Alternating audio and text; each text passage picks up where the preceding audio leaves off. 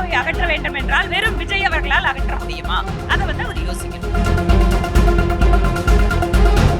சார்பில் தமிழகத்திற்கு தேர்தல் பொறுப்பாளர்களாக 3 மத்திய அமைச்சர்கள் நியமிக்கப்பட்டிருக்கிறார்கள். அதில் இன்னைக்கு 2 பேர் வந்திருந்தாங்க. திரு பியூஷ் கோயல்ஜி அவர்களும் திரு அர்ஜுன் ராம் மெக்வால் அவர்களும் இன்று வந்து எங்களோட ஒரு மீட்டிங் ஒன்று நடத்தணும். காலையில் ஜென்ரலான ஒரு பொலிட்டிக்கல் சிச்சுவேஷன், அலையன்ஸு, இந்த மாதிரியான விஷயங்கள் தான் டிஸ்கஷன் ஆயிருக்கு. இதை தாண்டிய மதியத்துக்கு மேலே இப்போ வந்து அவங்க என்டிஏ லீடர்ஸ் எல்லாத்தையும் பார்க்குறாங்க. இது முடிஞ்சதுக்கப்புறம் மதியத்துக்கு மேலேயும் மீட்டிங் இருக்குது.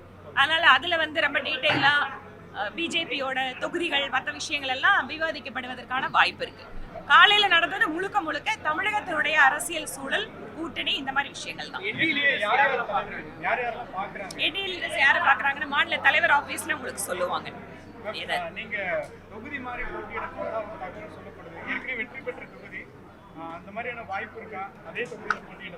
எந்த தலைவர்கள் யாரு எந்த இடத்துல போட்டிடுறாங்கிறதெல்லாம் கட்சியோட தலைமை அறிவிக்கிறது தான் இறுதியானது. அதனால கட்சியோட தலைமை எப்ப வந்து வேட்பாளர்கள் பட்டியல் தொகுதிகள்லாம் சொல்றாங்களோ அந்த நேரத்துல அது தெரிஞ்சுக்கலாம். இந்த எண்ணிக்கை எந்த தொகுதி அப்படிங்கறதெல்லாம் கட்சி தலைமை, நாங்க எங்க கருத்தை மேல சொல்லுவோம். மேல வந்து டெல்லி தலைமை என்ன முடிவெடுக்குதோ அதுதான்.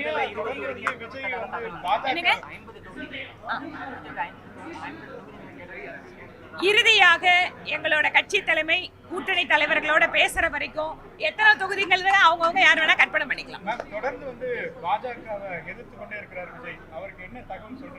நான் எந்த தகவலும் சொல்ல விரும்பல. அவரோட கருத்தை பேசிட்டு இருக்காரு. கூட்டணி பேச்சுவார்த்தைகள் மற்ற விஷயங்கள்லாம் போயிட்டு இருக்கு. அதனால அவரோட நோக்கம் திமுகவை அவர் வந்து ஆட்சியிலிருந்து அகற்ற வேண்டும்னு அவர் சொல்றாரு. திமுகவை அகற்ற வேண்டும் என்றால் வெறும் விஜய் அவர்களால் அகற்ற முடியுமா?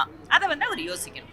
செய்திகளை உடனுக்குடன் தெரிந்து கொள்ள கீழ்கண்ட கேபிள் மற்றும் டிடிஹெச் நெட்வொர்க்குகளில் எம்நாடு செய்தி தொலைக்காட்சியை காணுங்கள்.